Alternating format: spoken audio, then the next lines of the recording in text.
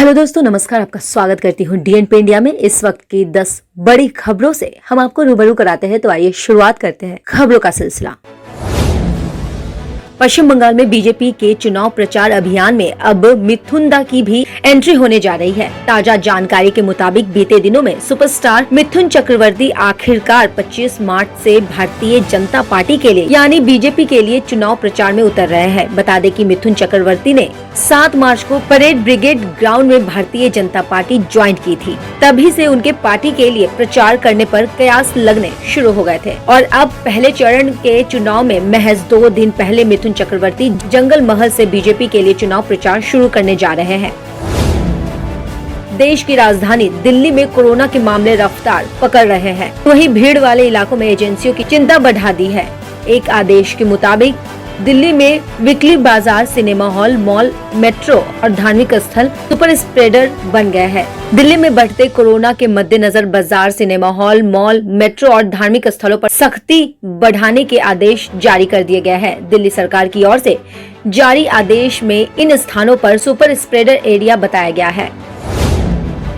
Supreme court ने justice N V Ramana देश के अगले मुख्य न्यायाधीश होंगे। मौजूदा चीफ जस्टिस एसए बोबडे ने कानून मंत्रालय को अपने उत्तराधिकारी के नाम की जानकारी दे दी है। एसए बोबडे अगले महीने रिटायर हो रहे हैं। ऐसे में 1 महीने पहले ही उन्होंने सरकार को जस्टिस रमन्ना का नाम सुझा दिया है। विधानसभा चुनाव के मुहाने पर खड़े पश्चिम बंगाल में चुनावी गर्मी के साथ कोरोना के मामले भी बढ़ते नजर आ रहे हैं। स्वास्थ्य विभाग की तरफ से कराए गए एक आंतरिक सर्वे के मुताबिक बंगाल में 19 जिलों में कोरोना से स्थिति गंभीर है और यहाँ लगातार कोरोना के मामले बढ़ते नजर आ रहे हैं। सीजेएस कोर्ट ने तबलीगी जमानत से जुड़े 9 लोगों को सबूत न मिलने पर बरी कर दिया। इन्हें लॉकडाउन के दौरान गिरफ्तार किया गया था। कोर्ट ने कहा कि अभियुक्तों के खिलाफ कोई सबूत मौजूद नहीं है, इसलिए उन्हें छोड़ा जा रहा है। कोर्ट ने उन्हें महामारी और अन्य अधिनियम के आरोपों से बरी किया है। इन सभी पर टूरिस्ट वीजा पर भारत आकर तबलीगी जमानत में शामिल होने का आरोप था। महाराष्ट्र के नागपुर में एक क्विज शो में इनाम जीतने के नाम पर महिला से ठगी का मामला सामने आया है। महिला के पास एक फोन कॉल आया जिसमें कहा गया है कि उसने टीवी में दिखाए जाने वाले एक क्विज शो में इनाम के तौर पर 25 लाख रुपए जीत लिए हैं। महिला इस फोन कॉल के झांसे में आ गई और उसे 2 लाख की चपत लग गई। प्रोविडेंट फंड यानी पीएफ को लेकर सरकार ने लोगों को एक राहत दी है। सरकार ने प्रोविडेंट फंड में टैक्स फ्री निवेश की सीमा को एक खास कैटेगरी के लोगों के लिए बढ़ाकर 5 लाख रुपए कर दिया है। यानी ऐसे लोगों के लिए पीएफ पर मिलने वाले ब्याज को टैक्स फ्री माना जाएगा। वो लोग जिनके पीएफ खाते में नियोक्ता की तरफ से कोई योगदान नहीं दिया जाता है, उन्हें इसका लाभ मिलेगा।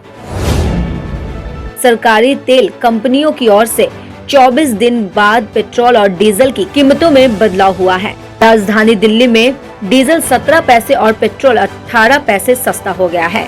दिल्ली में पेट्रोल के दाम 90.99 रुपए प्रति लीटर हो गए। पिछले महीने लगातार 16 दिनों तक पेट्रोल और डीजल की कीमतों में बढ़ोतरी हुई, जिससे लगभग हर शहर में दोनों ईंधनों के दाम ऑल टाइम्स हाई पर चल रहे थे। प्रधानमंत्री बेंजामिन नेतन्याहू ने इजराइल में हुए आम चुनाव में बड़ी जीत का दावा किया है। फेसबुक पोस्ट के जरिए एक बयान जारी करते हुए नेतन्याहू ने कहा है कि इजराइल के लोगों ने मेरे नेतृत्व में लिकुड पार्टी को शानदार जीत दे दी है।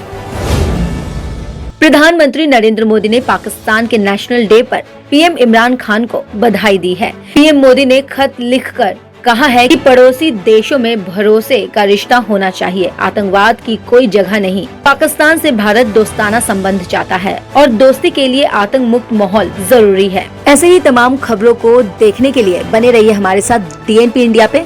नमस्कार।